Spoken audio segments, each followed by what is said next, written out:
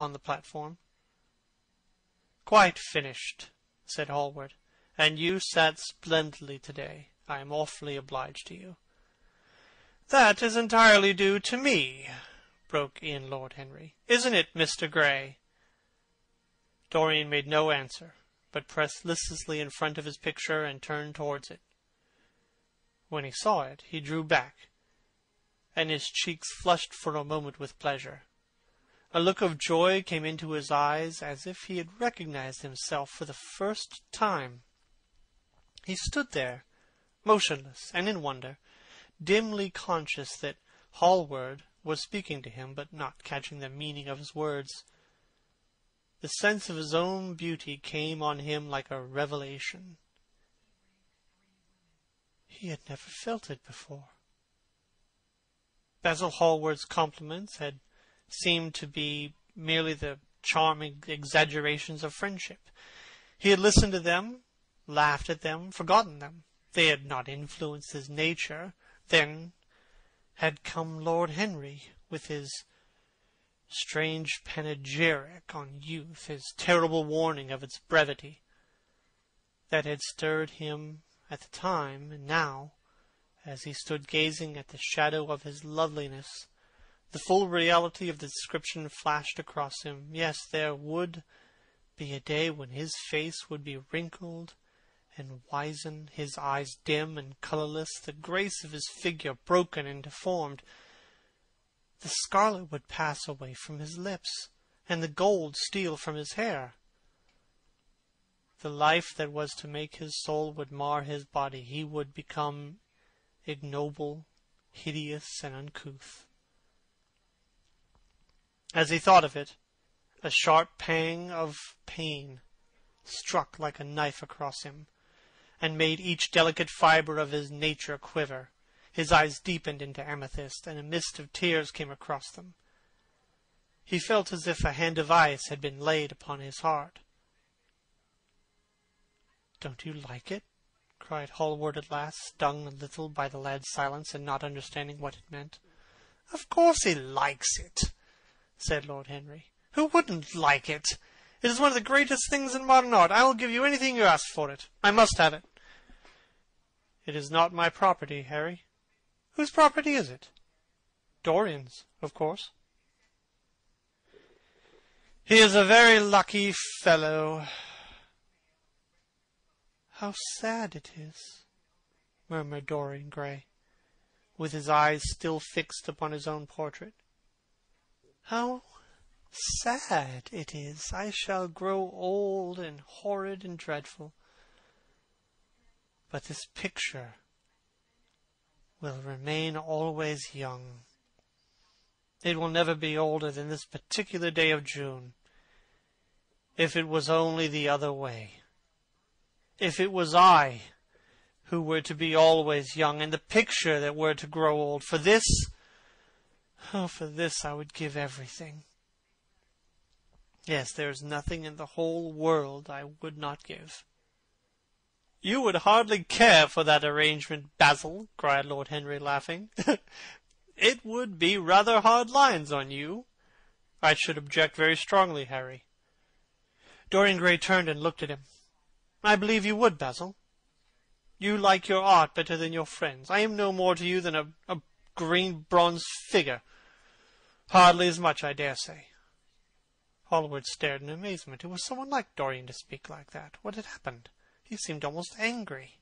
His face was flushed, and his cheeks burning. "Yes," he continued, "I am less to you than your ivory Hermes or your silver fawn. You will like them always. How long will you like me? Till I have my first wrinkle, I suppose. I know, now, that when one loses one's good looks, whatever they may be, one loses everything. Your picture has taught me that. Lord Henry is perfectly right. Youth is the only thing worth having. When I find that I am growing old, I will kill myself." Hallward turned pale and caught his hand. "Dorian! Dorian!" he cried. "Don't talk like that. I have never had such a friend as you, and I shall never have another. You are not jealous of material things, are you? I am jealous of everything whose beauty does not die. I am jealous of the portrait you have painted of me. Why should it keep what I must lose? Every moment that passes takes something from me and gives something to it. Oh, if it was only the other way! If the picture could change, and I could always be what I am now. Why did you paint it? It will mock me some day, mock me horribly. The hot tears welled into his eyes. He tore his hand away, and flinging himself onto the divan, he buried his face in the cushions as if he were praying. "This is your doing, Harry," said Hallward bitterly. "My doing?" "Yes, yours, and you know it." Lord Henry shrugged his shoulders. "It is the real Dorian Gray, that is all," he answered. "It is not." "If it is not, what have I to do with it? You should have gone away when I asked you." "I stayed when you asked me. Harry, I can't quarrel with two of my best friends at once, but between you, both you have made me hate the finest piece of work I have ever done, and I will destroy it. What is it but canvas and colour? I will not let it come across 3 lives and mar them." Dorian Gray lifted his golden head from the pillow and looked at him with pallid face and tear-stained eyes, as he walked over to the deal painting table that was set beneath the large curtained window. What was he doing there? His fingers were straying among the litter of tin tubes and dry brushes, seeking for something.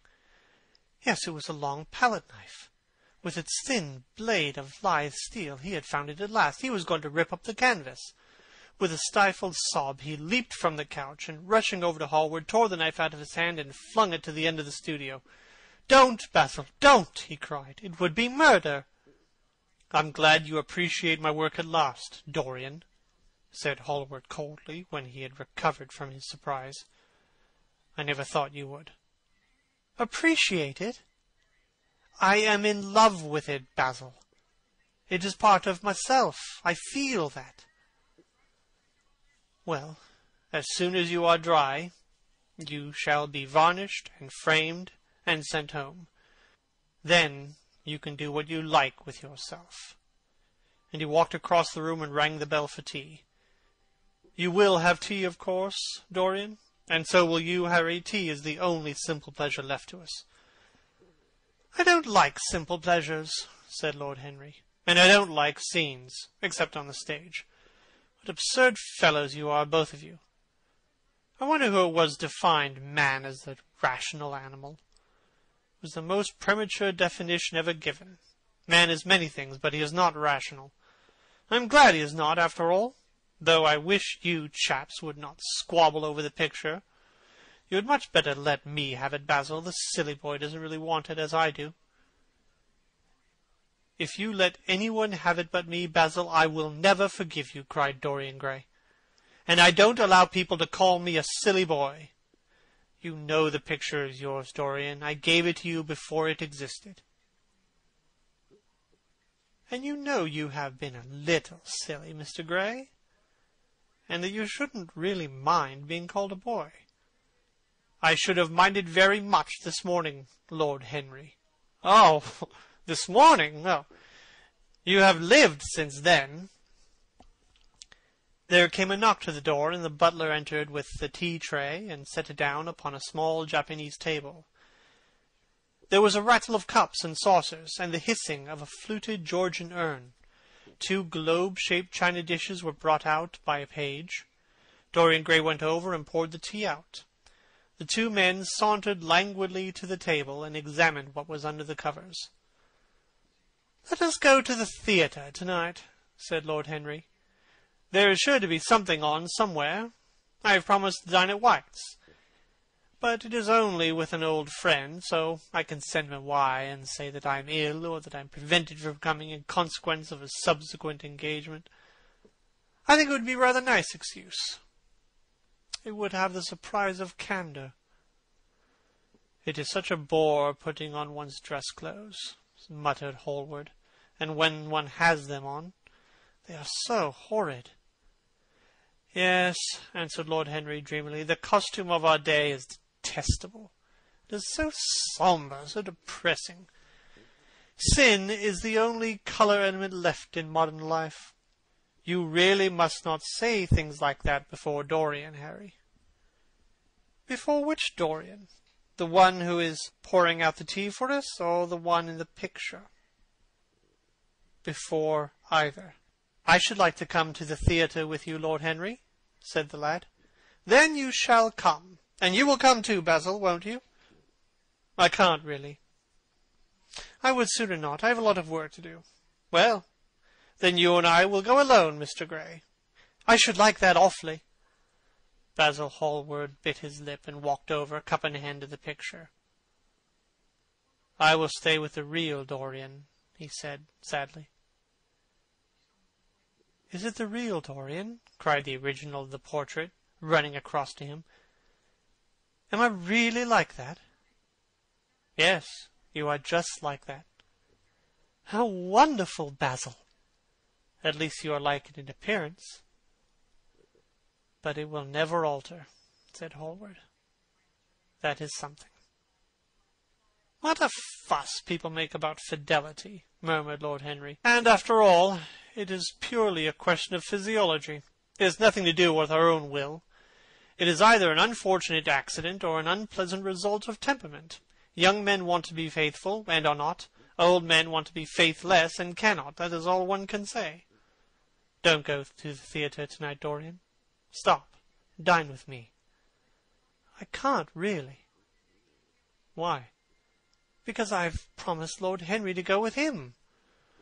He won't like you any better for keeping your promises. He always breaks his own. I beg you not to go. Dorian Gray laughed and shook his head. I entreat you. The lad hesitated, and looked over at Lord Henry, who was watching them from the tea-table with an amused smile. I must go, Basil, he answered. Very well, said Hallward, and he walked over and laid his cup down on the tray. It is rather late, and as you have to dress, you'd better not lose no time. Good-bye, Harry. Good-bye, Dorian. Come see me soon. Come tomorrow. Certainly. You won't forget? No, of course not. And Harry? Yes, Basil? Remember what I asked you when in the garden this morning. I have forgotten it. I trust you. I wish I could trust myself, said Lord Henry, laughing. Come, Mr. Gray, my hansom is outside, and I can drop you at your own place. Good-bye, Basil. It has been a most interesting afternoon. As the door closed behind them, Hallward flung himself down on a sofa, and a look of pain came into his face. End of Chapter 2 of The Picture of Dorian Gray by Oscar Wilde.